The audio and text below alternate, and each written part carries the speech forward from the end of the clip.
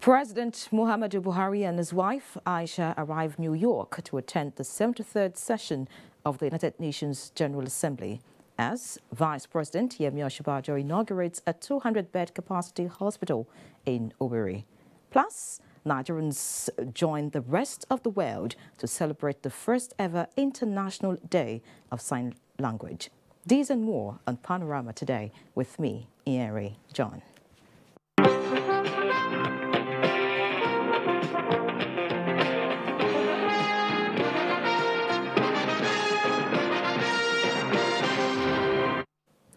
President Muhammadu Buhari is in New York ahead of his address to the United Nations General Assembly on Tuesday. State House correspondent Adamu Samba reports that this is the fourth time the president will be addressing the world's largest diplomatic gathering since coming to power. President Muhammadu Buhari, accompanied by his wife Aisha Buhari, arrived JFK International Airport, New York, at about 7:30 Sunday evening local time.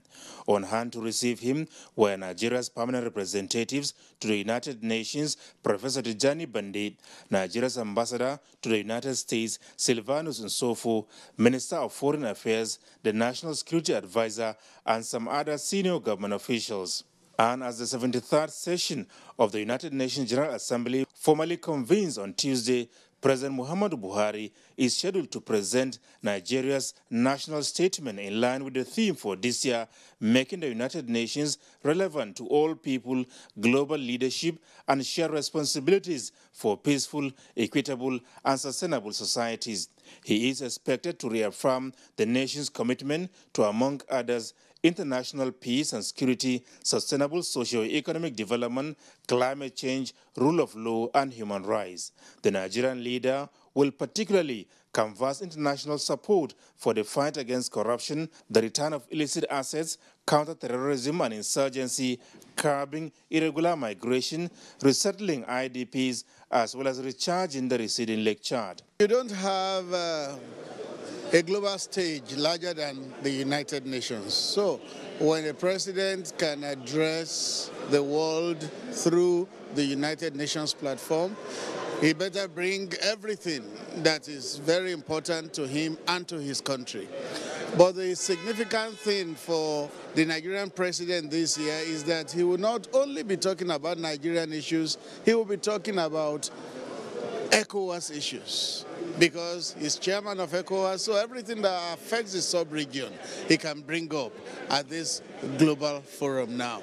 So those issues will continue to be talked about till we have progress made on them. And I think in the past 3 years, this is the fourth outing that the president has been talking about those issues. I believe we are not where we were 4 years ago on those matters. During the course of his week-long stay in New York, the Nigerian president will, apart from attending several other side events, is also expected to have bilateral meetings with African and world leaders, including Bill Gates, with a view to promoting national, sub-regional, and African interests.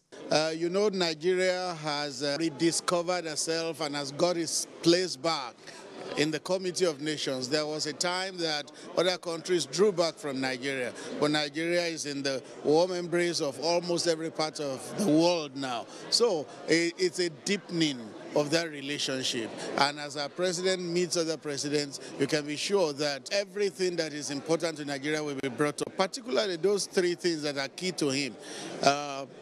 Fighting insurgency, uniting the nation, securing the nation, and then reviving our economy, and then fighting corruption. So any meeting he holds, those three issues always come up, and they are for the good of Nigeria. President Buhari will also grant audience to a select group of Nigerian professionals based in the United States. From New York, Adamu Sambo, NTA News. Wife of the president, Aisha Muhammadu Buhari, who accompanied her husband, President Muhammadu Buhari, has arrived in New York ahead of the 73rd session of the United Nations General Assembly. State House correspondent Aliyu Kabir reports that Mrs. Buhari will be engaged with the spouses of other world leaders on issues surrounding the need for the enhancement of the lives of women and children. The wife of the president, who accompanied her husband, President Muhammadu Buhari, for the week-long activities of the 73rd session of the United Nations General Assembly, is expected to be engaged fully in the activities of the spouses of the world leaders at the sideline of the assembly. This includes her meeting with the wives of the African leaders at their 21st summit of the Organization of African First Ladies Against HIV/AIDS, AFLA, focusing attention towards eliminating of mother-to-child transmission of HIV in Africa. She is also expected to deliver an address during the high-level stakeholders meeting on the fight against tuberculosis at the Global Ambassador of Stop TB Partnership, among other engagements. She is also going to present a keynote address in one of the very important sessions, which after Mr. President participation in the morning, in the evening she is going to also address the Congress on tuberculosis. She's also expected to be given an award by the Global Women Empowerment Movement here in the United States on her achievements on what she's doing in Nigeria. And she is meeting other First Lady, the First Lady of Turkey, as well as the First Lady of the Republic of Niger, to discuss issues about the women empowerment, the retention of girls in school, and also to improve the girl education generally in Africa. Mrs. Buhari is expected to leave New York for Nigeria on the 29th of September. From New York City, Aliyu Kabir, NTA News. Many thanks, Aliyu. And away from New York now, back in Nigeria, the Independent National Electoral Commission, INEC, has declared the Osun State governorship election inconclusive. The returning officer, Professor Adeola Fuwakwe, said the action became necessary in line with the provision of the nation's electoral guidelines and the number of cancelled votes, which is higher than the margin between the two contending political parties. A total figure, as announced by Professor Fuwakwe, APC scored 254,345 votes, while PDP polled 254,698 votes. While Boyega Oyetola of the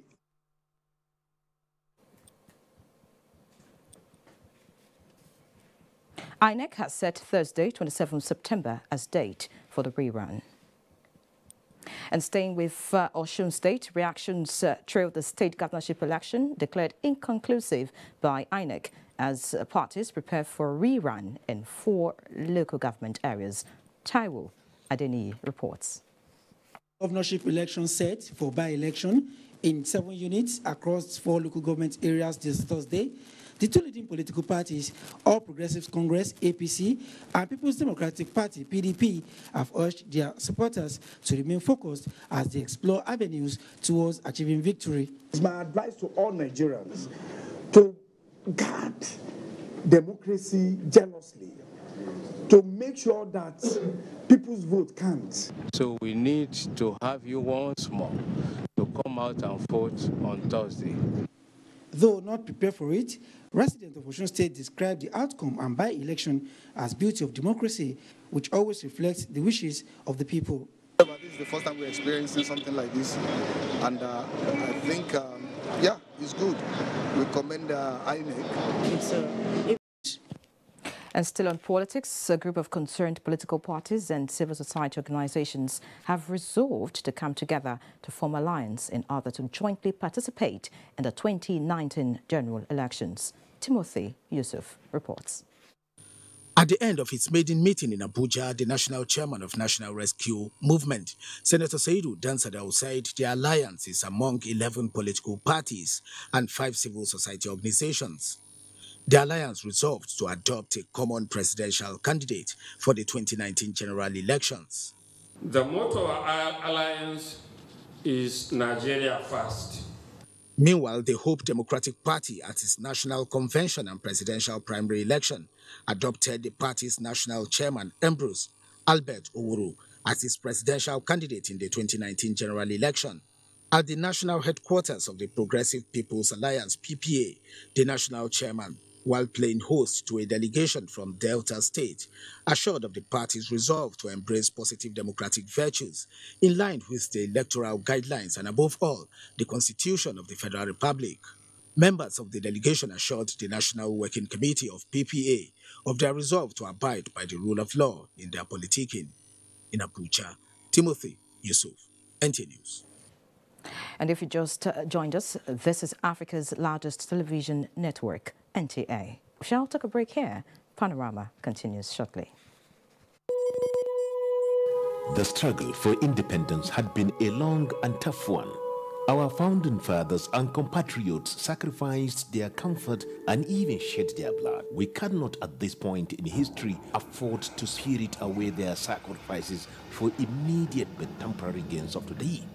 Let us emphasize what unites and not what divides us. Working for the unity of purpose with a stronger vision for a better tomorrow. NTA, growing with the nation. Together, no matter where you come from, no matter your religion, we are one. Let's live together. Let's stop fighting each other. Let us live as one. It doesn't matter where you come from, your tribe or religion, man, woman or child. It doesn't matter who you are. Put Nigeria first. No matter where you come from, no matter your religion, we are one. Let's live together. How can we develop when we're always in crisis? Families have become refugees in their country. No matter our differences, show some understanding. No matter where you come from, no matter your religion, we are one. Let's live together. Nigeria, the only country we can train with remarkable potentials to excel. Let us believe in ourselves and change our attitude for the sake of our country and generations unborn. Let us revive our cultural values, which are our essence as a nation. Let us renew the spirit of patriotism and hope in our dear country. Do not take or give bribe. Be punctual always. No more African time. We can't expect to be global citizens and operate on African time. Join the queue. Insist that people are attended to on a first-come basis, no matter who they are or where they come from. Nigeria, good people, great nation.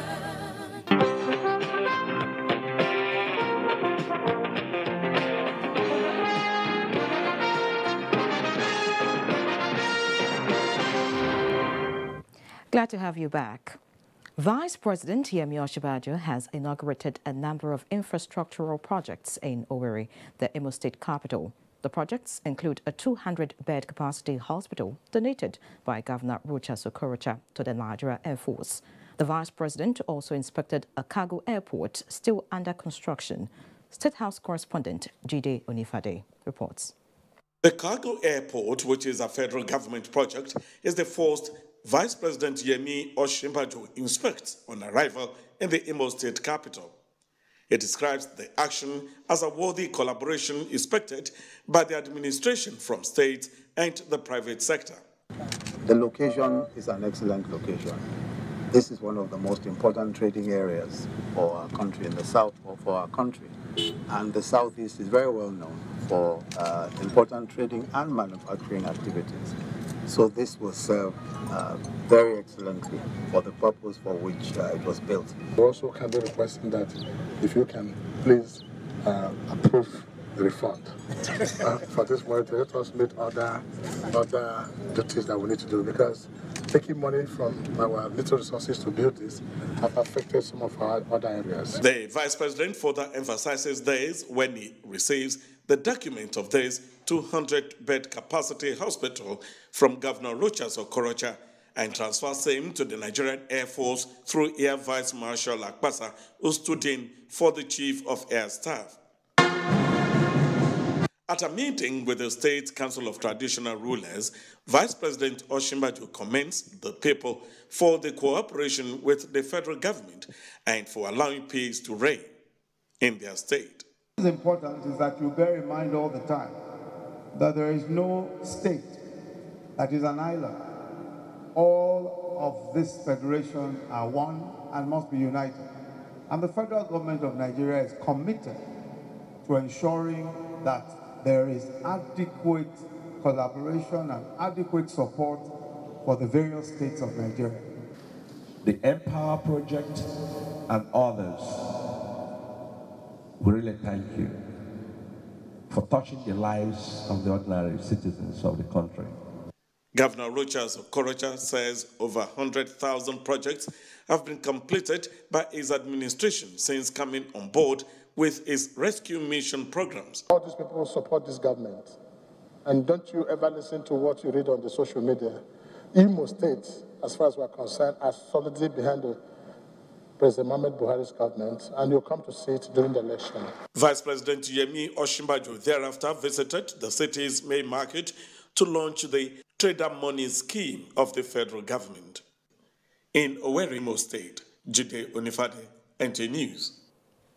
And now heading to Benue, the governor of Benue State, Samuel Ortom, says the state is now witnessing relative peace and security following deployment of army troops to tackle the menace of armed bandits and militias. Governor Ortom said this in a message at the inauguration of Nigeria Army Post Service Housing Scheme project in Otukpo, Benue State. Defense correspondent Ismail Musa reports that the Chief of Army Staff, Lieutenant General Tukuru Burtai, performed the ceremony. The project, a public-private partnership arrangement expected to build 324 housing units within 24 months, is the first to be situated outside the state capital, out of about 26 completed estates. Apart from reducing housing deficit, the project will provide jobs, development and security to the people of Otukpo local government area. I directed the Post-Service Housing Development Limited to review its subscription policy in respect to ratio of allocation between the military and the civilian subscribers from previously 70 to 30% to now 50-50% respectively. Governor Samuel Ortom, who commended the Nigerian Army's role in the quest to secure the state, appealed for the extension of the mandate of Operation Wild Stroke. Going by the atrocities that were committed by the invaders and the attackers, the senseless people, who are obviously not the Fulanis that we know. And so when people say Fulani attackers, I say no. Because we have lived with Fulani people, we have intermarried with them, and we know who they are and what they can be. But these attackers, of course, are evil people. The relative peace we enjoy today is as a result of the deployment of the Operation Wild Stroke. At the Palace of Ochidoma, Dr. Elias Obekba, the Chief of Army Staff, Lieutenant General Tukuru Burtai, said President Muhammadu Buhari has given approval for the establishment of army barracks in Otukpo. From Otukpo in Benue State, Ismail Musa, NTA News. And away from security, as Nigeria joins the rest of the world today to celebrate the first ever International Day of Sign Language with the theme, "With Sign Language, Everyone is Included." Hadiza Godwin Ebune in this report tells us more about understanding the sign language. About 70 million deaf in the whole world. Understand? Yeah. Okay. That's what you want to business. He said that he wants to become a businessman. These are some of the students and teachers of School for the Deaf, Kuje, interacting. Statistics from the World Federation of Deaf indicates that there are approximately 72 million deaf people worldwide. More than 80% of them live in developing countries, using more than 300 different sign languages.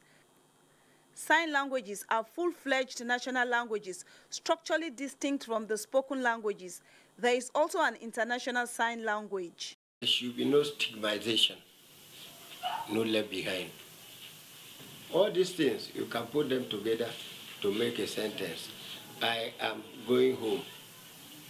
A member of Association of the Deaf, Suleiman Saka, says with sign languages, some subjects can be included in the school curriculum.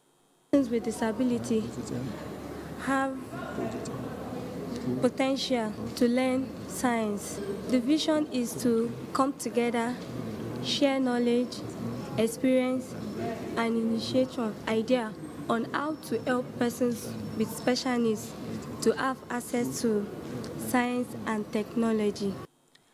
The United Nations General Assembly has proclaimed 23rd September every year as the International Day of Sign Languages to raise awareness of the importance of sign language and full realization of the human rights of people who are deaf. Very interesting. Many thanks, Hadiza. Moving on now, President Muhammadu Buhari deserves the overwhelming support given to him by the people of Akwa Ibom State in view of his commitment to the transformation agenda. Senator Godswill Akpabio said this at a Thanksgiving service organized by the APC in Akwa Ibom State in honor of the president. Imor Etimuda has details. The Thanksgiving service followed a successful solidarity rally for President Muhammadu Buhari and Mr. Nsima Ekere in Uyo Senatorial District by the All Progressives Congress, APC. Senator Godswill Akpabio says President Buhari has been unprecedented in the impact he has created in Akwa Ibom State. He said such necessitated the serial endorsements for the president and the APC across the state, which climaxed at Uyo Senatorial District, hence the Thanksgiving service. Every single woman here, every single man here, every single child here, outside the choristers, are all APC members. If you have not taken your PVC, your voter's card, go to INEC tomorrow and go and collect it. God is saying that it's going to be very peaceful. Managing Director, Niger Delta Development Commission, NDDC, Mr. Nsima Ekere, and the State Chairman of APC, Mr. Iniokobido, promised quality leadership from the APC when elected. Bishop Joseph Inega of the New Birth Bible Church, who preached on the significance of Thanksgiving, said such will open doors for the APC in Akwa Ibom State. The service featured presentations to Senator Akpabio and Mr. Nsima Ekere